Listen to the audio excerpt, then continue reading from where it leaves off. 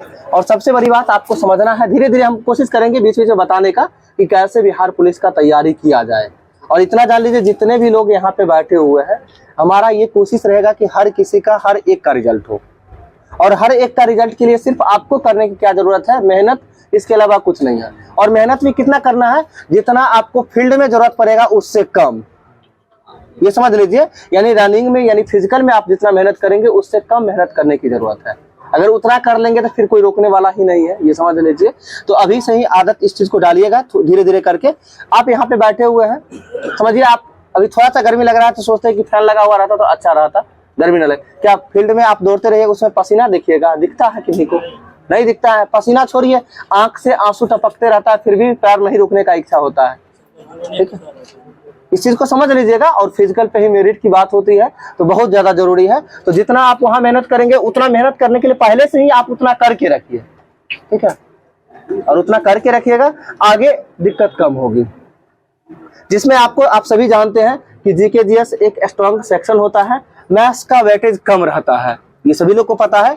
8 से 10 क्वेश्चन आपको मैथ्स का देखने को मिलेगा, ठीक है। 8 से 10 क्वेश्चन समझिए इंग्लिश का, और 8 से 10 क्वेश्चन आपको हिंदी का, यही ना। बाकी सारा आपको समझ लीजिए कुल मिला के 30 क्वेश्चन के आसपास में जो है जीके जीएस ही मिला के रहेगा। हम सॉरी उल्टा बोला गया, 70 क्वेश्चन जो है, यानी 30 क्वेश्चन इधर आपको बता रहे हैं मैथ, ये हिंदी, इंग्लिश और मैथ्स मिला के 30 क्वेश्चन, और 70 क्वेश्चन इधर मिला के चलिए। तो आप 70% है, और एक एक क्वेश्चन बहुत इंपॉर्टेंट है।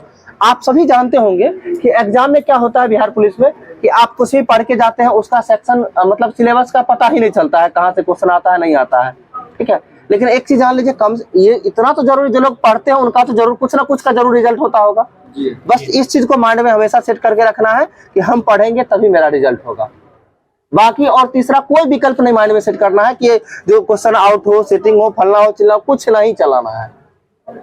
एक ही चीज माइंड में घूमना चाहिए कि हम पढ़ेंगे और पढ़ के अपना रिजल्ट लेंगे, अपने दम पर लेंगे। और अपने काबिलियत पर रिजल्ट यदि लीजिएगा तो कहीं भी आप एक स्टैंड बोर्ड में खड़े हो सकते हैं, आप बोल सकते हैं कुछ भी, ठीक है। इसीलिए तो आज स्टार्ट करते हैं थोड़ा, ठीक है। और धीरे धीरे करके लेवल बढ़ेगा, जिसमें से हिस्ट्री ही स्टार्ट करते हैं, ठीक है। और हिस्ट्री में भी क्या हुआ, हाँ एकदम शुरू से कर रहे हैं। आपको हम सबसे पहले ले चलते हैं ईसा पूर्व से, समझे। ईसा पूर्व यानी बीसी बोला जाता है, ठीक है। यानी जो है ईसा मसीह के जन्म से पूर्व, यानी पहले का समय को ईसा पूर्व बोला जाता है, ठीक है। जिसमें से 600 ईसा पूर्व जो है, 600 ईसा पूर्व से हम बात करते हैं, और आपको चलेंगे धीरे धीरे एक एक ईस्वी के बारे में व्याख्या करेंगे, ठीक है। 6000 ईसा पूर्व में क्या हुआ था कि मेहरगढ़ पड़ता है एक जगह, ठीक है। क्या पड़ता है? मेहरगढ़। और मेहरगढ़ आप लोग को पढ़ने को मिलेगा, ये हड़प्पा ये सभ्यता पढ़ेंगे वहां पर मिलेगा, जिसमें से जो है भारत के प्राचीनतम कृषि का साक्ष्य कहाँ से प्राप्त होता है? मेहरगढ़ से प्राप्त होता है। और मेहरगढ़ के साथ साथ बुर्ज होम है, बुर्ज होम। और पूछा जाता है कि बुर्ज होम से किस चीज का साक्ष्य मिला है, तो गर्ता आवास, यानी कि गड्ढा घर का जो है, यानी गर्ता आवास मतलब समझते हैं ना, मृतकों को दफनाए जाने का जो गड्ढा होता है, यानी गर्ता आवास का जो प्रमाण कहाँ से मिला था? बुर्ज होम से। ये सभी कब, कितना ईसा पूर्व में मिला है? तो 6000 ईसा पूर्व में मिला है, ठीक है। जिसमें पूछा भी जाता है जो भारत में प्राचीनतम कृषि और पशुपालन का साक्ष्य कहाँ से हो जाएगा, तो मेहरगढ़ और बुर्ज होम से होगा। आगे आपको बताना है आदमगढ़ और बागौर होता है, ठीक है। आदमगढ़ और बागौर, ये 5000 से 4000 ईसा पूर्व के बीच का जो है अवशेष प्राप्त हुआ है। कहाँ से? बागौर और आदमगढ़ से। जहां से मिला क्या है, तो भेड़ और बकरी पालन के प्रथम अवशेष मिला है। ये पूछा जाता है कि भेड़ और बकरी पालन का प्रथम साक्ष्य जो है किस जगह से मिला है, ठीक है। अभी जस्ट बताया आपको, कहाँ? बागौर और आदमगढ़ बताए, ठीक है। अभी थोड़ा सा इंटरेस्ट नहीं आएगा, धीरे धीरे करके इंटरेस्टेड होगा। आगे है कृषक एवं पशुपालक सभ्यता किस काल को माना जाता है? कृषक एवं पशुपालक सभ्यता किस काल को माना जाता है? तो 4000 से लेकर 3000 ईसा पूर्व के काल को जो है कृषक एवं पशुपालक सभ्यता का काल माना जाता है। आगे आपको बताना है हड़प्पा सभ्यता का समय विस्तार। पूछा जाता है कि हड़प्पा सभ्यता का जो है समय विस्तार यानी कब से कब तक था। इसका विस्तार था 2350 से लेकर 1750 था, जो कि रेडियो कार्बन तिथि के निर्धारण के अकॉर्डिंग जो है हड़प्पा सभ्यता का काल कितना से कितना था? 2350 से लेकर 1750 तक। अब बात हम हड़प्पा की यदि करते हैं तो सबसे पहले बताना है हड़प्पा सभ्यता का खोज किसके द्वारा किया गया था? सभी लोग को पता होना चाहिए, दयाराम साहनी के द्वारा किया गया था। और कब किया गया था? 1921 में किया गया था। जस्ट एक साल बाद जो है मोहनजोदड़ो का खोज किया गया। किसके द्वारा किया गया? राखालदास बनर्जी के द्वारा किया गया था। कब? 1922 में किया गया था। सही है। आगे आपको बताना है, ऋग वैदिक काल में जो है भारत में आर्यों का आगमन होता है। भारत में आर्यों का आगमन होता है और आर्यों, भारत में जो है आर्यों का मूल स्थान कहाँ माना जाता है? मध्य एशिया को माना जाता है। जो किसके अकॉर्डिंग माना जाता है? मैक्स मुलर के अकॉर्डिंग। ठीक है। जिसमें आपको बताना है कि ऋग वैदिक काल में भारत में आर्यों का आगमन हुआ था। कब? 1500 ईसा पूर्व में। कब हुआ था? 1500 ईसा पूर्व में हुआ था। इसके साथ साथ उत्तर वैदिक काल आता है, जो 1000 ईसा पूर्व के काल को कहा जाता है, जिसमें जो है पूर्वी गंगा मैदान में विस्तार हुआ था आर्यों का। ठीक है। जिसके साथ आपको बताना है, महावीर स्वामी के बारे में सभी लोग जानते होंगे, जो कि जैन धर्म के संस्थापक और जैन धर्म के प्रथम तीर्थंकर किसे माना जाता है? ऋषभ देव को माना जाता है जैन धर्म के प्रथम तीर्थंकर माना जाता है। तो जैन धर्म के संस्थापक कौन हुए, सो बताइए आप। अभी क्या बोले आप लोग? महावीर स्वामी जैन धर्म के अंतिम तीर्थंकर थे। ठीक है, अंतिम तीर्थंकर थे, यानी 24वें तीर्थंकर थे। देख रहे कितना एकदम आसान सा क्वेश्चन में आप लोग फंस जा रहे हैं। इसको समझना है, जैन धर्म के प्रथम तीर्थंकर कौन हुए? ऋषभ देव। दूसरा कौन होंगे? बोलिए। अजीतनाथ होंगे दूसरा। तीसरा कौन होंगे? संभवनाथ होंगे। और चौथा कौन होंगे? अभिनंदन होंगे। ध्यान रखिएगा, कौन कौन? ऋषभ देव, अजीतनाथ, संभवनाथ और अभिनंदन। ठीक है, ये चार नाम आपको हम बताए हैं और ये चारों का प्रतीक चिन्ह पूछा जाता है। जो लोग जैन धर्म पढ़े होंगे उनको पता होगा थोड़ा बहुत कि जैन धर्म चारों का प्रतीक चिन्ह क्या होता है। तो पहला हम आपको बताया ऋषभ देव। तो ऋषभ देव का प्रतीक चिन्ह क्या है? ऋषभ देव का प्रतीक चिन्ह सारथ होता है, सारथ। ठीक है। दूसरा का प्रतीक चिन्ह क्या हो जाएगा? हाथी। और तीसरा का क्या हो जाएगा? घोड़ा। और चौथा क्या होगा? बंदर। हाँ, एकदम एक क्रम में याद रखना है, सार, हाथी, घोड़ा, बंदर। कहीं कहीं पे बैल भी देता है। पहला ऋषभ देव का प्रतीक चिन्ह क्या है? बैल, हाथी, घोड़ा, बंदर। एक क्रम में याद रखिएगा। चारों का नाम याद रहेगा? नहीं हुआ? ऋषभ देव, अजीतनाथ, संभवनाथ और अभिनंदन, ये चार व्यक्ति का ये नाम रखना है, ध्यान रखना है। ठीक है। और जैन धर्म के अंतिम तीर्थंकर महावीर स्वामी। और महावीर स्वामी का प्रतीक चिन्ह क्या हो जाएगा? महावीर स्वामी का सिंह।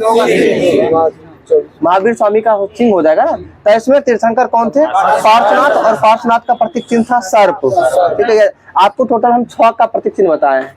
एक और बताते हैं 19वां तीर्थंकर जैन धर्म के, जो कि मल्लीनाथ थे। ठीक है। 19वां तीर्थंकर कौन थे? मल्लीनाथ। और जिनके बारे में कहा जाता है पुरुष एवं स्त्री में मतभेद होता है। कहने का क्या होता है? श्वेतांबर का कहना है कि यह जो है मल्लीनाथ जो थे यह स्त्रीलिंग थे, और दिगंबर का कहना है कि मल्लीनाथ जो थे ये पुरुष थे। तो दोनों मतभेद किस तीर्थंकर के बारे में चलता है? 19वां मल्लीनाथ। और ये पूछा जाता है कि मल्लीनाथ का प्रतीक चिन्ह क्या है? तो कलश। ध्यान रखिएगा, मल्लीनाथ का प्रतीक चिन्ह क्या हो जाएगा? कलश हो जाएगा। ठीक है। क्या हम देखिए, हम जिस बात को बताए, थोड़ा सा लगेगा आपको, लगेगा कि नहीं पढ़ा रहे हैं, तो समझिएगा वही चीज आपको ग्रुप डिस्कशन के माध्यम से एक एक टॉपिक को क्लियर करवा रहे हैं। ध्यान समझिए। आप सबसे बड़ी चीज पहले क्या बताए, जो है जैन धर्म के 4 तीर्थंकर ऋषभ देव, साथ साथ बोलिएगा। ठीक है। अजीतनाथ, संभवनाथ और अभिनंदन, ये 4 हो गया। चारों का प्रतीक चिन्ह सार, हाथी, घोड़ा, बंदर। एक क्रम में ये चारों क्लियर हो गया होगा। इसके साथ आपको बताया जैन धर्म के 24वें तीर्थंकर कौन हुए? महावीर स्वामी। इनका प्रतीक चिन्ह क्या हुआ? सिंह हो गया। 23वें तीर्थंकर कौन हुए? पार्श्वनाथ। और इनका प्रतीक चिन्ह क्या हो गया? सर्प हो गया। और इसके बाद यदि आते हैं तो जैन धर्म के 19वें तीर्थंकर मल्लीनाथ। और इनके बारे में जो मतभेद है कि पुरुष या स्त्री में, आपको ये बताना है स्त्रीलिंग कौन मानता था। यानी जैन धर्म को 2 भागों में बांटा गया था, एक श्वेतांबर और दिगंबर। तो श्वेतांबर क्या मानता था? स्त्रीलिंग। और दिगंबर क्या मानते थे? पुल्लिंग मानते थे। ध्यान रहेगा। और मल्लीनाथ का प्रतीक चिन्ह क्या हो जाएगा? कलश हो जाएगा। एक क्रम में समझिए सीधा से। और ये बहुत इंपॉर्टेंट पॉइंट है ये श्वेतांबर। देखिए याद कैसे रखेंगे? स्व से श्वेतांबर होता है, स्व से स्त्रीलिंग में आधा को स्व लिखते हैं ना, स्त्रीलिंग हो जाएगा। ऐसे करके ही याद रखना है। ठीक है। चलिए आगे बताते हैं। जैन धर्म के संस्थापक जो है, एक मिनट देखिए, जैन धर्म के पहले तीर्थंकर भले ही ऋषभ देव, संस्थापक महावीर स्वामी ही सही होंगे। संस्थापक आगे चल के यानी जैन धर्म को बड़े पैमाने पर विस्तार करने का काम जो है महावीर स्वामी के द्वारा किया गया था। और जैन धर्म का संस्थापक इसलिए महावीर स्वामी कहा जाता है कि जैन धर्म में एक पंचवर्ण होता है, यानी जो है 5 प्रकार का जो है क्या बोलते हैं, महावर्त होता है, पंच महावर्त होता है। जिसे 5वां महावर्त जो है किसके द्वारा जोड़ा गया था? महावीर स्वामी के द्वारा जोड़ा गया था। और जैन धर्म का जो है ये महावीर स्वामी का जन्म कब हुआ था? 540 BC में हुआ था, 540 BC में। और इनकी मृत्यु कब हो गया था? 468, ठीक तो है, 540 468, यानी कुल मिला के कितना वर्ष तक जिए थे?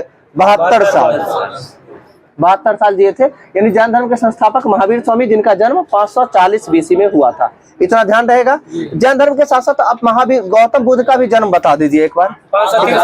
563 में जन्म हुआ था और मृत्यु की बात करते हैं 483 मृत्यु हुआ था, जो कि 80 वर्ष की अवस्था में हुआ था। एशिया का ज्योतिपुंज यानी लाइट ऑफ एशिया किसे कहा जाता है? गौतम बुद्ध को ही कहा जाता है, ठीक है।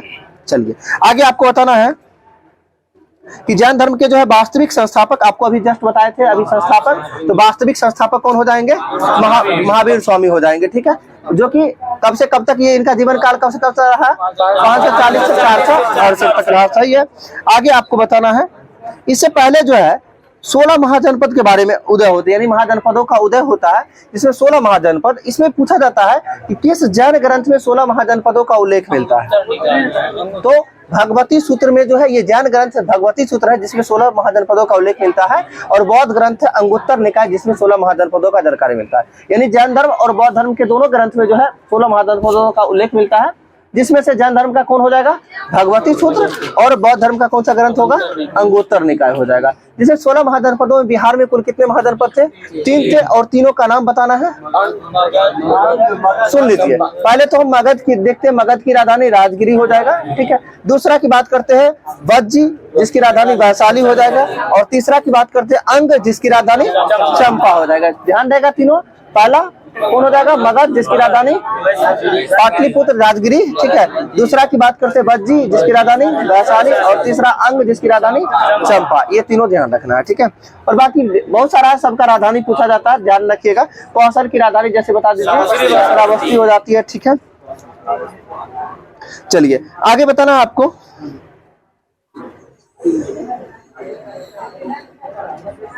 भारत पर जो है प्रथम विदेशी आक्रमण जो है किसके द्वारा किया गया था? तो भारत पर प्रथम विदेशी आक्रमण डेरियस प्रथम के द्वारा किया गया था। किसके द्वारा? डेरियस प्रथम के द्वारा किया गया था, जो कहाँ का था? ईरान का था। कहाँ का था? ईरान का। कब किया था? तो 516 BC में किया था। 516 ईसा पूर्व में जो है किसके द्वारा किया गया था? डेरियस प्रथम के द्वारा जो है भारत पर आक्रमण किया गया था। आगे अब आता है मगध पे वंश में, यानी मगध का उदय होता है, तो बताना मगध पर पहला वंश कौन सा स्थापित हुआ था? हर्यक वंश। और हर्यक वंश का संस्थापक कौन हो जाएंगे? बिंबिसार हो जाएंगे। और हर्यक वंश का स्थापना बिंबिसार के द्वारा कब किया गया था? 544 में। कब किया गया था? 544 ईसा पूर्व में जो है हर्यक वंश का स्थापना किसके द्वारा? बिंबिसार के द्वारा।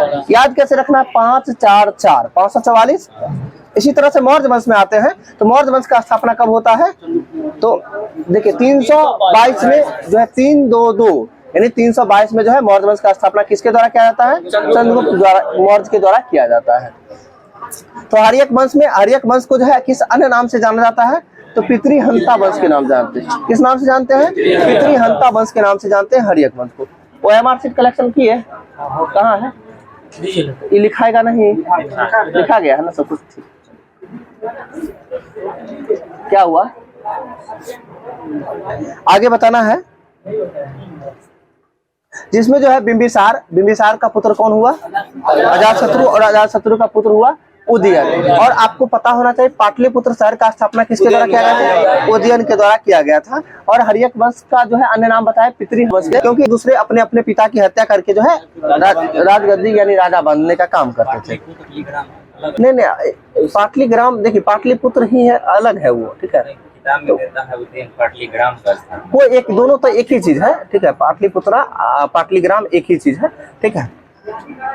आगे आपको बताना है, इसके साथ साथ जो है 483 में प्रथम बौद्ध संगीति हुआ था। कब हुआ था?